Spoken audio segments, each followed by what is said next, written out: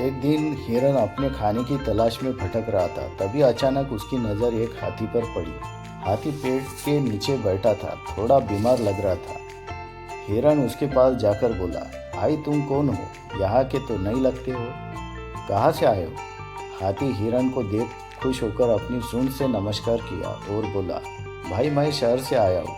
पहले मैं सर्कस में करतब दिखाने का काम करता था, लेकिन एक हादसे में मेरे घुटने में चोट लग गई तो मेरे मालिक ने मुझे यहाँ लाकर छोड़ दिया, क्योंकि मैं उनके कोई काम का नहीं रहा।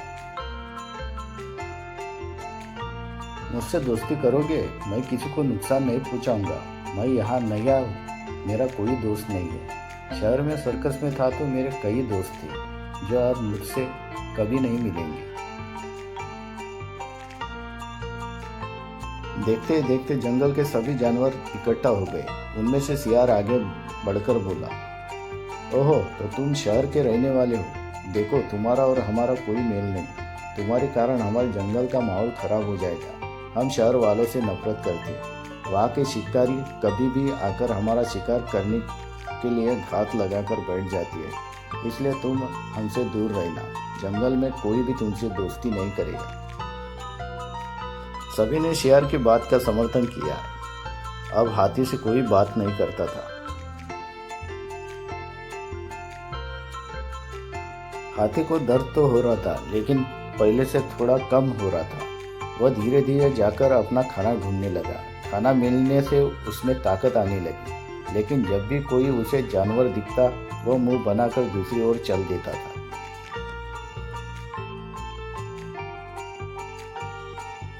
हाथी एक दिन दोपहर को बैठकर आराम कर रहा था। तभी उसने सोचा, इससे तो सर्कस में ही अच्छे थे। वहाँ सभी जानवर अपने अपने पिंजरों में रहते थे, लेकिन एक दूसरे से बात तो किया करते थे।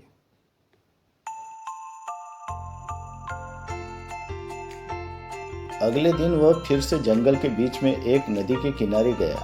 वहाँ कुछ जानवर पानी पी रहे थे। हाथी ने कहा, भाई मुझसे भी दोस्ती कर लो, मैं किसी का कुछ नहीं बिगाड़ूंगा। तभी पानी पी रहा हिरन बोला, हम सब ने फैसला किया है कि हम तुमसे दोस्ती नहीं करेंगे, फिर क्यों बार बार हमारे सामने आ जाते हो? तुम शहर वालों के चक्कर में मेरे परिवार के 4 सदस्य शिकारी मारकर अपने साथ ले गए। हाथी बोला, लेकिन इसमें मेरा क्या कसूर है? मुझे भी तो जंगल से सर्कस वाले उठाकर लेके गए थे। उस समय मैं बहुत छोटा था। किसी ने हाथी की बात नहीं सुनी, सब इधर उधर चले गए। हाथी पानी पीकर वापस चला गया। हाथी बहुत उदास होकर वापस जाने लगा और सोचने लगा कि मुझे कोई जानवर पसंद नहीं करता। मेरा क्या कसूर है? मैं सबसे प्यार से रहना चाहता हूँ। उस जंगल में सभी जानवर बहुत प्यार से रहते थे। सब एक दूसरे की बात मानते थे। एक दिन जंगल के राजा शेर सिंह ने सबको बुलाया और कहा, मेरे परिवार के लोगों, मैं जानता हूँ तुम मेरी बहुत इज्जत करते हो, लेकिन मैं अब बूढ़ा हो चुका हूँ, इसलिए अब मैं तुम्हारी रक्षा नहीं कर सकता। मुझे लगता है मैं ज़्यादा दिन जीवित नहीं रह पाऊंगा। शेर ने कहा, ये क्या कह रहे हो महाराज? हम तो पूरे जंगल में आप ही के कारण निर्भय घूमते हैं। शेर सिंह ने आगे कहना शुरू किया, देखो, मैं बहुत कमज़ोर हूँ। मुझे पता है कि दूसरे जंगल का शेर इस जंगल पर कब्जा करना चाहता है। वो बहुत धूर्त है। वह चाहता है कि यहाँ आए और हर दिन एक जानवर को मारकर अपने जंगल में ले जाए। वहाँ के शेर और चीते सब मिलकर उसका भोजन करें। इसलिए तुम्हें अब सावधान रहना होगा। यह सुनकर हिरन बोला, महाराज, हमारी रक्षा कौन करेगा?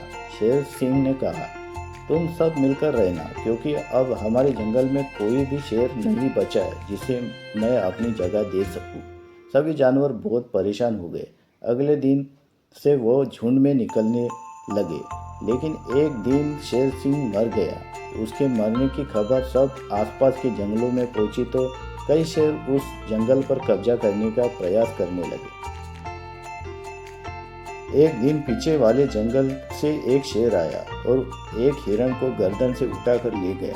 सभी जानवर बहुत डर गए। हाथी को यह बात पता लग गई।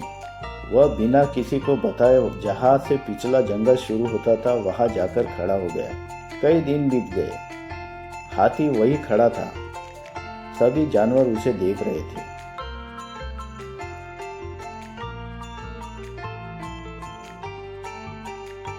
एक दिन वही शेर शिकार की तलाश में जंगल में घुसने की कोशिश करने लगा। हाथी पेड़ के पीछे छुपा बैठा था, ये उसे मालूम नहीं था। शेर अपनी धुन में इधर उधर शिकार की तलाश करने लगा। उसने शेर को आते हुए देख लिया था।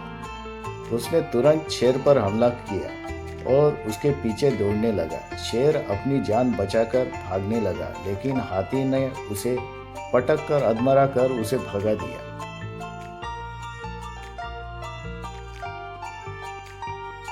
हाथी के इस काम से शेर को बहुत चोट लगी थी। वह कराहता हुआ वापस भाग गया। जंगल के सभी जानवर हाथी के पास इकट्ठा हो गए। शेर बोला, भाई तुमने हमारी जान बचाकर हम पर बहुत बड़ा एहसान किया। हाथी बोला, एहसान कैसा? आप सब मेरे घर के सदस्य हो। यह जंगल हमारा घर है। कोई भी घर में घुसने की कोशिश करेगा तो ऐसे ही मार खाएगा। शेर ने कहा, हमें माफ कर दो, हमने तुम्हारे साथ बहुत बुरा व्यवहार किया।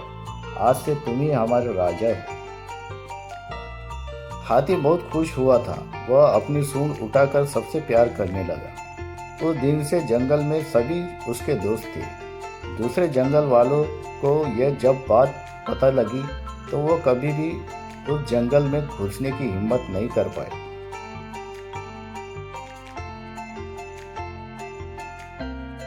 तो कैसे लगी कहानी दोस्तों? अगर कहानी अच्छी लगी हो तो चैनल को लाइक, शेयर और सब्सक्राइब करो और बेल आइकन दबाना मत भूलना। धन्यवाद।